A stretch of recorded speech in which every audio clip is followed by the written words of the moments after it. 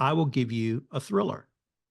Now, if I want to write a rom-com, I can, but I have to tell you, this is not a James Patterson thriller. This is a rom-com. So that when people pick up a James Patterson book, they know what they get. And that translates 100% in the podcast world. Yeah. People know they're going to get a podcast from me about compliance on a specific cadence.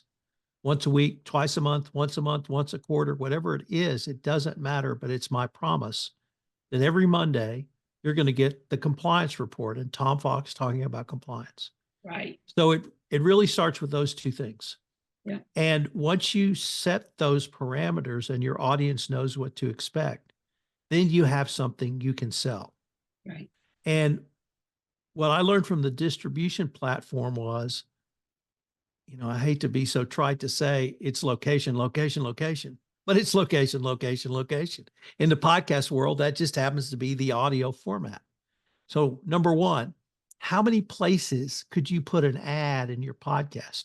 Most people talk about an intro, a middle, mid-roll, and an outro.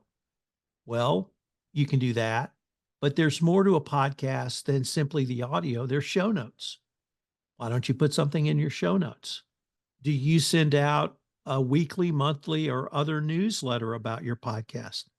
That's location.